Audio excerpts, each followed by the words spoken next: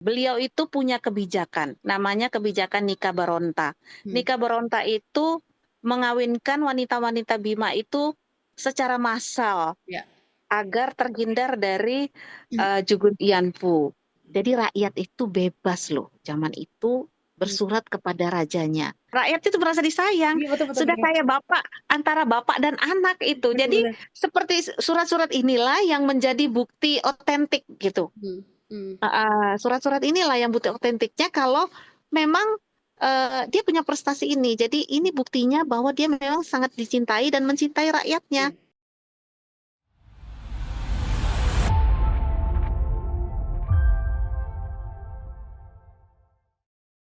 Halo Tribuners semua, ini adalah kita dapat masyarakat Nusa Tenggara Barat dapat kabar bahagia bahwa hari ini dari Nusa Tenggara Barat ada satu tokoh yang sudah ditetapkan sebagai pahlawan nasional, ya ini adalah Sultan Bima Muhammad Salahuddin. Dan kita akan ngobrol-ngobrol langsung bersama cucu Sultan Bima yang hari ini masih sedang di Jakarta, tapi kita terhubung virtual untuk menceritakan bagaimana perjuangan dan perasaan perjuangan panjang akhirnya hari ini Sultan Salahuddin Bima ditetapkan resmi menjadi pahlawan nasional dari Nusa Tenggara Barat. Ibu Dewi, selamat datang. Assalamualaikum warahmatullahi wabarakatuh. Terima kasih. Wassalamualaikum warahmatullahi wabarakatuh. Gimana Bu Dewi? Perasaannya akhirnya 20 tahun ya penantian panjang akhirnya sekarang resmi Sultan Muhammad Salahuddin ditetapkan sebagai pahlawan nasional. Ya, jadi kita sebetulnya nih penantian kita itu sangat panjang ya, sangat panjang gitu. Jadi Sangat-sangat panjang. iya, betul-betul panjang, melelahkan, Hmm. menyedihkan ya, tentunya Hmm. menyedihkan. Karena tentunya dana, Iya. kemudian itu tidak bisa lepas gitu. Dan lobby-lobby itu sangat Lebih. diperlukan. Iya. Karena apa ya, lobby-lobby itu memang sangat penting Hmm. gitu. Untuk menembus ke atas itu Ya. susah. Karena untuk Ternyata sangat susah. meyakinkan, Iya, iya kan tidak mudah juga. tidak mudah gitu. Jadi kenapa begini? Hmm. Kenapa ada ini, sejarahnya bagaimana gitu. Hmm. Jadi itu yang harus kita jelaskan lagi kepada Hmm. publik ya. Jadi Hmm. ternyata mereka-mereka ini eh, oleh apa namanya, diisi oleh orang-orang yang bergerak di bidang ya, yang ahli di bidangnya seperti sejarah. Ya. Itu pasti. Hmm. Itu. Jadi mereka juga bukan hanya tahu sejarah Nusantara, tapi tahu juga sejarah Bima gitu. Jadi Ya. kita harus ada buktinya. Misalnya buku tuh sudah dibuat ya oleh almarhumah Rumah Mari dengan tim-timnya Ya. terdahulu. Itu udah luar biasa bukunya gitu. Namun tidak hanya sekedar buku yang harus Hmm. ditampilkan, tapi bukti dari kita menulis buku tuh apa sih buktinya Ya. gitu. Misalnya seperti bukti nikah beronta Iya, nikah baronta. gitu.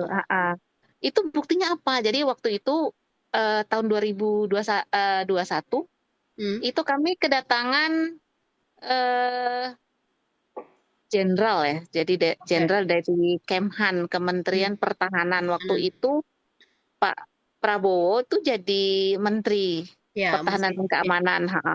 Kemudian mengutuslah beberapa jenderal, ada 4 itu ke Bima. Hmm. Namun memang terlalu mepet waktunya beliau-beliau itu datang, tapi ya hasilnya ya ini.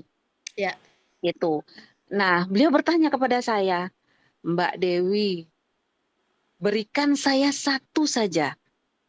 eh, satu saja yang membuat dan meyakinkan saya jasa beliau itu luar biasa, Hmm. yang patut untuk menjadi pahlawan nasional gitu. Oke. Terus saya bilang, hanya satu ya Pak ya, sebenarnya banyak, tapi oke satu, Oke. karena harus memilih. Hmm. Berarti kalau satu berarti harus yang Yang benar-benar paling kan. ini. Nah, terus saya bilang, beliau itu punya kebijakan, namanya kebijakan nikah beronta. Hmm. Nikah beronta itu mengawinkan wanita-wanita Bima itu secara massal Ya. agar terhindar dari Jugun Ianfu. Ya. Nah, sampai sekarang sebetulnya menikahkan itu bukan maksudnya nikah tuh cerai itu enggak, Hmm. benar-benar menikah gitu. Dan hasilnya ya ini anak-anak cucu yang ada jadi generasi-generasi yang sekarang menjadi ada di Bima ini, cucu cicit turunannya tuh ada. Jadi mereka tuh memang merupakan praktek ya. Jadi apa namanya hasil dari nikah beronta, tindakan itu. Jadi sampai penghulu tuh capek naik turun rumah panggung untuk menikahkan. Akhirnya dinikahkan massal itu. Misalnya sampai yang ada lewat-lewat di jalan keluarganya atau apa sini nikah dulu gitu. Karena tentara Jepang itu rupanya tidak mau gitu kalau orang yang maksudnya istri orang itu dia nggak mau. Dia maunya tuh yang muda-muda belia gitu. Dia nggak mau mengganggu istri orang.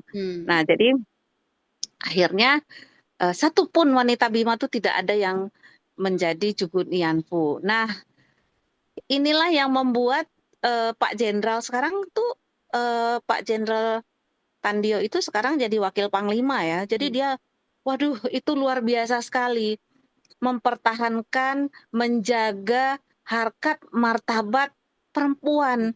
Sedangkan perempuan itu adalah calon ibu, gitu. Bayangkan tidak ternoda, itu luar biasa sekali. Itu memang Sultan Muhammad Salahuddin pantas menjadi pahlawan nasional. Nah, itu ucapannya beliau itu udah pantas nih luar biasa. Oke, itu tahun berapa waktu dikunjungi sama jenderal itu akhirnya diceritakan ada kebijakan nikah baronta? 2021. 2021. Oh, Jadi waktu itu 2021 beliau itu datang bulan Oktober kalau nggak salah sekitar tanggal 28 Oktober. Nah itu sebetulnya sudah ditetapkan, tapi kita tuh tidak masuk gitu karena data-data yang terbaru itu belum. Oke, dan sekarang sudah ditetapkan, gimana perasaannya Bu sebagai bagian dari keluarga dan juga masyarakat Bima, akhirnya penantian panjang yang begitu banyak kendala dan huru-hara akhirnya sekarang lega ya? Iya, jadi apa ya? Kadang kan orang tak kenal maka tak sayang. Oh ya. Kadang kan perjuangan-perjuangan beliau ini harus kita angkat ya, harus kita siarkan gitu agar orang-orang Bima ini paham. Oh ternyata begini, karena rupanya banyak juga yang tidak paham sepak terjangnya beliau sehingga kadang ngapain sih gini gitu. Jadi waktu beberapa tahun tuh masih ada gejolak seperti itu. Saya juga merasa, aduh gimana sih ini, berarti harus kita edukasi orang-orang ini, masyarakat agar paham.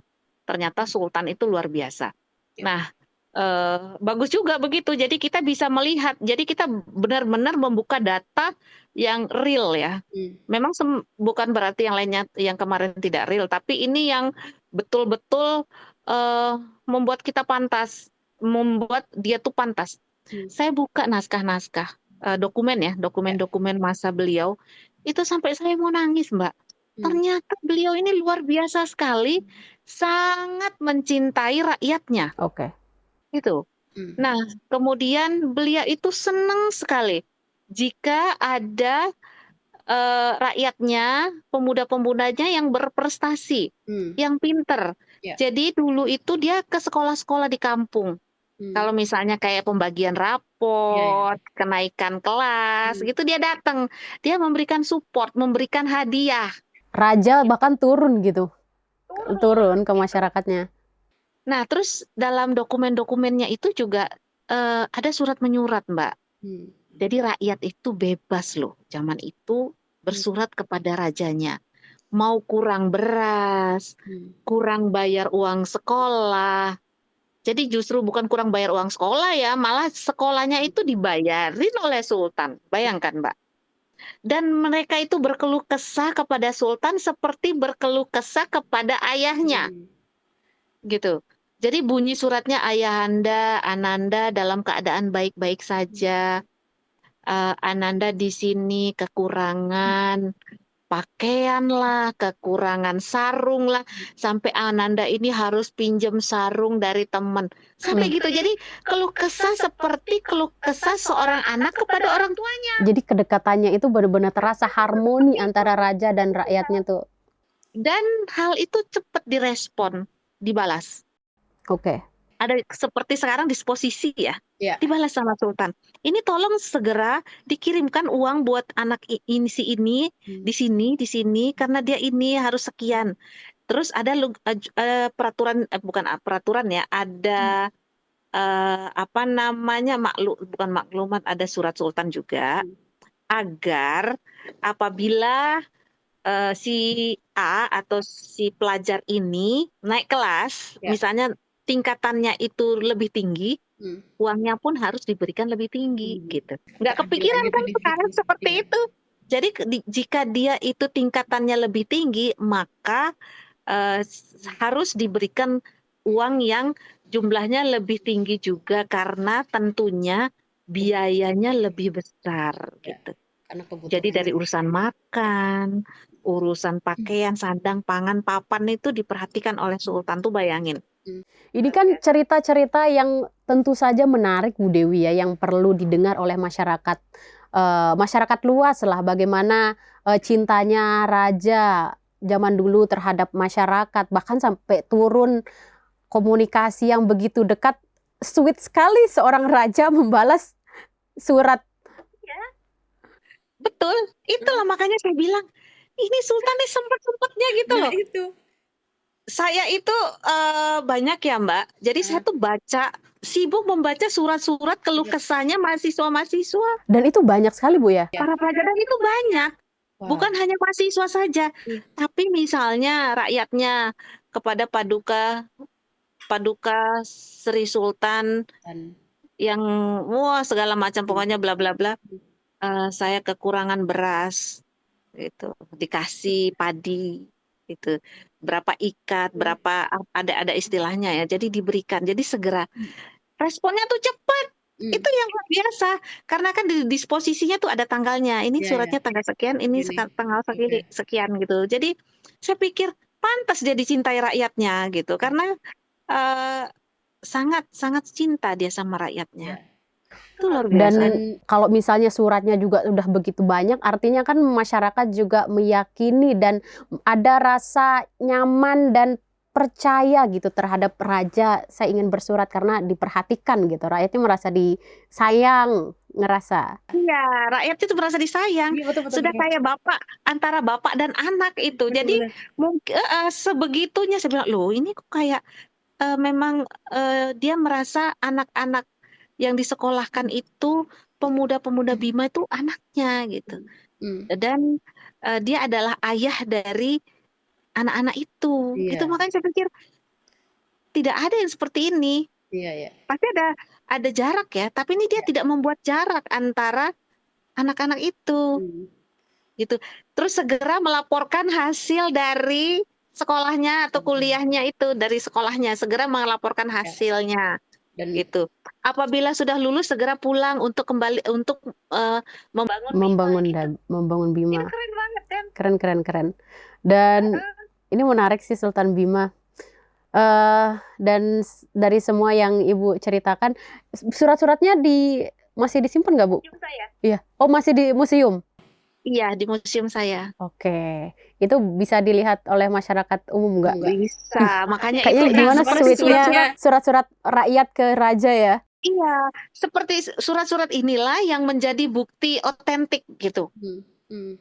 Surat-surat inilah yang bukti otentiknya kalau memang dia punya prestasi ini. Jadi ini buktinya bahwa dia memang sangat dicintai dan mencintai rakyatnya. Gitu. Itu luar biasa, saya sampai kagum. Lah segini sibuknya Sultan mengurusi hal-hal, bahkan surat saja, iya. Iya, Sultan sendiri ini cepat tolong ini. Jadi dia koordinasi, tolong dikasihkan ini, tolong dikasihkan ini. Gitu. Nah, terus sampai soal rumah. Jadi supaya mereka nggak kos, misalnya kesusahan rumah dan lain-lain, itu sebetulnya di kota-kota besar yang tempat anak-anak Bima itu bersekolah, itu sebenarnya Sultan itu membeli rumah untuk dijadikan rumah singgah mereka untuk asrama ya, seperti asrama gitu. Sulawesi, Malang, Jogja itu ada rumah-rumah. Oke. Dan itu juga yang bukti-bukti yang tadi juga yang disertakan sama pihak pengusul untuk meyakinkan tim verifikasi. Iya, itu jadi bukti-bukti nyata ke, ke apa sepak terjangnya itu nyata gitu, ada dokumennya. Jadi kita tidak, oh ini dia berjasa di dunia pendidikan gini gini gini gini, memajukan ini memajukan itu gitu. Ada surat bukti suratnya kan, itu bukti otentik banget tuh Mbak. Dan itu tim verifikasi juga nggak semudah itu untuk diyakinkan dengan berbagai buktinya 20 tahun perjalanan panjang perjuangan ini nggak mudah gitu. Makna bagi Bu Dewi sebagai cucu Sultan dan sebagai masyarakat Bima akhirnya penetapan ini resmi. Apa maknanya untuk Ibu Dewi sendiri sebagai perjuangan kita belum berakhir ya. Jadi dengan beliau ini dilantik menjadi sultan ini sudah, jadi kita ini ada step by step sebetulnya. Ini langkah pertama yang sangat panjang. Kita sudah membuat pondasi dan itu sudah berhasil. Ini pondasi kita, langkah awal kita untuk menjadi lebih baik gitu. Nah, saya berharap kita berjuang tidak sampai di sini. Jadi masih banyak yang harus dilakukan. Setelah Sultan ini dilantik menjadi pahlawan nasional, dengan segala macam perbuatan baiknya yang memang harus ditiru, karena kita butuh karakter ya. Kita harus kita punya tokoh karakter. yang Orang Bima perlu tuh punya diteladani. karakter. Kita punya tokoh gitu. Kita punya seseorang. Orang Bima ini sebenarnya adalah orang yang soleh, soleha, gitu. Orang yang sederhana, penyayang, gitu. Jadi bertutur kata pun sangat indah.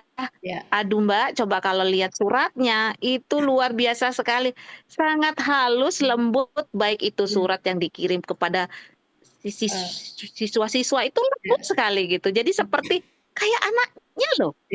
Nah itu bahasa yang santun, begitu juga mahasiswanya, siswa itu berbahasa yang santun kepada Sultan. Nah itu maksud saya, kita bercermin, mari kita bercermin kepada beliau. Beliau itu memang sering disebut oleh ibu saya dan anak-anaknya ya, disebut itu Ndai Hawo. Apa itu? Jadi Ndai itu Ndai Hawo, jadi pelindung kita. Ndai Hawo, oke. Misalnya nih ibu saya bertanya kepada Rumah Mari, Aken tahu Ndai Hawo, Bune Ndai Hawo gitu. Artinya ini pelindung kita gitu. Jadi dia tuh disebut oleh anak-anaknya itu Hawo, Ndai Hawo. Pelindung gitu. Karena raja itu harus menjadi pelindung. Karena sekarang sudah tidak ada kerajaan. Jadi semua pemimpin, semua masyarakat itu harus mencerminkan seperti Sultan. Setiap individu itu harus melindungi dirinya dan keluarganya. Kemudian menjadi tempat bercermin. Jadi otomatis kalau menjadi tempat bercermin berarti kita harus berbuat baik dong. Berarti kita harus menjadi orang baik dong. Harus menjadi pribadi yang baik. Nah itu, jadi itu tujuan saya. Jadi dengan diangkatnya Sultan Muhammad Salahuddin, kita harus merubahlah mindset kita. Jangan lagi hal-hal yang buruk dilakukan ya. Kembali seperti Bima yang dulu, yang agamis, yang santun, yang penuh kasih sayang, sesuai cerminan perilakunya Sultan. Keren. Gitu, baik itu pemimpin. Jadi bukan hanya jiwa-jiwa yang dimiliki oleh Sultan, itu harus dimiliki oleh setiap individu, baik itu laki maupun perempuan. Gitu. Seperti itu. Dan Bima juga dikenal sebagai masyarakat yang sangat toleran Ibu ya. Dan bahkan intinya raja tuh sangat menekankan yang namanya toleransi. Nah itu juga yang bagian, adakah bukti-bukti yang seperti itu yang juga dimasukkan ya?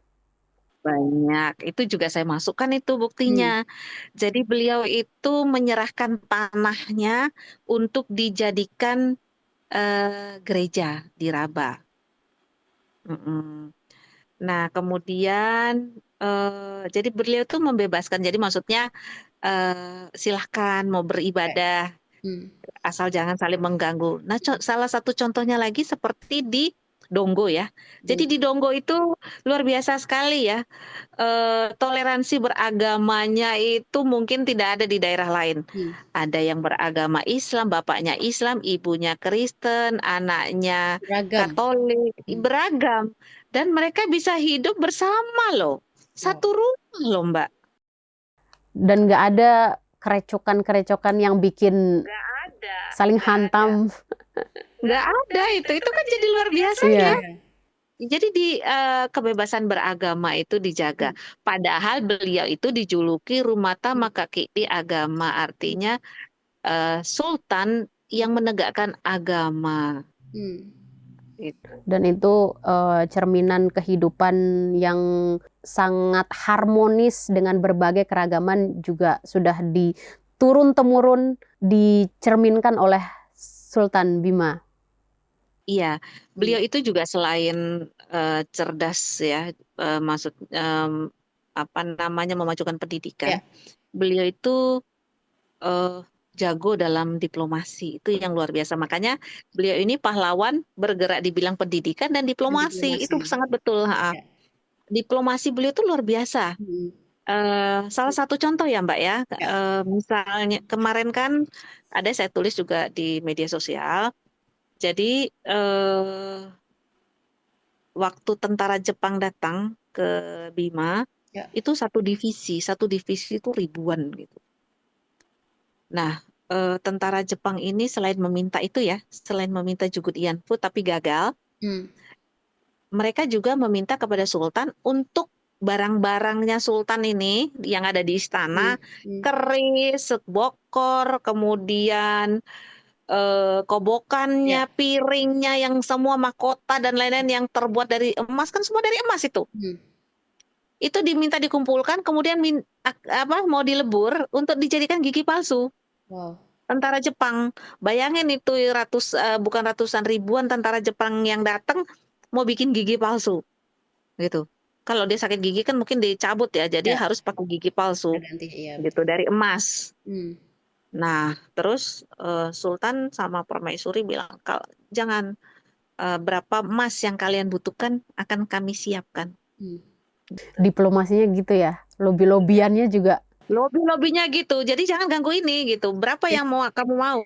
Nah itu, akhirnya sampai sekarang kita masih punya, tidak dijarah, tidak dirusak. Nah itu lobby-lobby seperti itu kan luar biasa. Mengamankan asetnya, mengamankan barang-barang peninggalan. Itu kan bukan peninggalannya dari zamannya beliau, tapi zaman dari atas-atasnya. Dan beliau tuh menjaga itu. Dan sampai sekarang masih bisa kita lihat dan itu bisa kita pelajari sebagai bagian dari sejarah untuk menambah literasi kita terhadap sejarah di Bima. Iya, begitu juga dengan naskah-naskah yang ada di Samparaja. Itu tetap terjaga. Maksudnya dari turun-temurun itu punya tradisi ya. Jadi sultan-sultan tuh punya tradisi dalam literasi, baik itu menulis, membaca, menyalin ulang. Nah itu. Ini menarik sekali sih cerita-cerita raja. Sweet banget ya. Saya baru mendengar cerita raja bahwa raja disurati sama rakyatnya dan dibalas. Itu menurut saya pengen banget baca suratnya raja. Mbak. Itu sudah. Jadi kadang cuman kertas segini gitu. Udah gitu banyak gitu. Bayangin itu ada berapa ya? Ada 7 kotak loh Mbak. 7 kotak. 7 kotak. Dan itu yang harus kita baca satu persatu. Dan sekarang masih bisa dilihat di Museum Samparaja.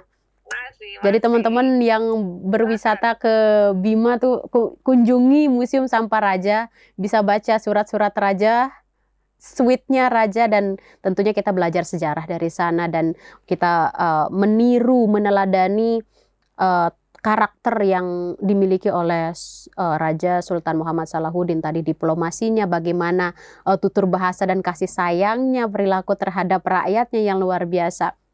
Ibu ke depan setelah ditetapkan sebagai Sultan Bima, ditetapkan sebagai pahlawan nasional, what the next gitu? Mari kita teladani. Mari kita teladani Sultan. Gitu, karena penokohan kita sudah punya tokoh nih. Kita kemarin-kemarin teriak-teriak nih, minta tokoh, minta pahlawan. Ini sudah diberikan oleh pemerintah. Mari kita hargai. Mari kita tiru hal-hal baik yang ada dalam Sultan, yang mencerminkan seorang pemuda yang soleh, pemuda yang ramah. Kita tiru yang baik. Gitu. Jadikan teladan untuk generasi-generasi muda. Iya. Udah punya tokoh, kita jadikan idola juga tuh bisa, Bu ya. Harus jadikan idola. Nasionalis loh. Betul. Nasionalis dia. Dia tuh suka jadi perkembangan, kan Bima sama sekarang aja kita di Bima mau ke Jakarta aja jauhnya setengah mati. Dulu itu kan naik kapal. Dan beliau itu berita-berita tentang kemerdekaan, dari sebelum kemerdekaan sampai setelah kemerdekaan itu selalu dia tuh dengarkan radio. Nah, sehingga lagu-lagu kebangsaan itu kan, kalau kita mendengarkan lagu kebangsaan itu makanya kan sering didendangkan, sering harus selalu dikumandangkan itu agar menumbuhkan rasa patriotisme, nasionalisme. Nasionalisme juga. Sehingga dia tuh sering sekali mendengarkan lagu itu, lagu-lagu perjuangan. Keren. Luar biasa, Ibu. Terima kasih banyak. Ini kita sharing hari ini, baru saja ya tadi pagi, Bu ya, langsung menerima dari Presiden. Akhirnya dari Nusa Tenggara Barat kini kita punya 2 pahlawan nasional, 2 tokoh yang patut kita teladani. Kita teladani karakter dan sifatnya yang luar biasa yang sudah berkontribusi untuk masyarakat. Ibu, apa yang mau disampaikan terakhir mungkin untuk masyarakat Bima yang sudah menunggu, masyarakat Nusa Tenggara Barat menunggu 20 tahun ini? Terakhir. Saya ucapkan terima kasih kepada masyarakat Bima, Dompu, Sumbawa, NTB. Terima kasih sudah mendukung Sultan Muhammad Salahuddin dengan sangat mulus ya. Saya bangga sekali kepada orang Bima, orang Dompu, orang Sumbawa, NTB. Itu mereka luar biasa sekali, dan mereka bukan hanya menjadi kebanggaan Bima, tapi kebanggaan NTB. Karena beliau tuh ya itu plusnya banyak. Ada banyak yang bisa kita pelajari, teman-teman. Dan selamat Hari Pahlawan 10 November 2025. Jadilah pahlawan untuk diri sendiri, pahlawan untuk diri sendiri dan orang lain. Bu Dewi, terima kasih banyak sudah meluangkan waktu kita sharing hari ini di hari yang bahagia ini, luar biasa, Bu Dewi. Nanti kita ngobrol-ngobrol lagi, Bu Dewi. Terima kasih. Kapan balik ke NTB, Bu? 1-2 hari ini. Oke. Dan pulang membawa ada bingkisan yang diserahkan sama Pak Prabowo, plakat dan sebagainya. Luar biasa sekali, ada plakat, ada foto beliau, dan saya sangat bangga sekali. Ibu, nanti kalau pulang mampirlah di Tribun Lombok Studio, kita ngobrol-ngobrol lagi, kita bicara lagi soal banyak hal kayaknya yang perlu kita ceritakan soal Raja. Kayak menarik, kita harus banyak cerita soal Raja, dan ya teman-teman, kita harus gaungkan, ceritakan kepada halayak ramai. Begitu Bu Dewi ya? Betul, iya, harus. Oke, nanti kita ketemu lagi teman-teman di lain kesempatan. Saya Lela Toniam dan juga ada Bu Dewi di seberang sana, nanti kita ngobrol lagi. Sampai jumpa, wassalamualaikum warahmatullahi wabarakatuh. Bu Dewi, terima kasih banyak. Terima kasih.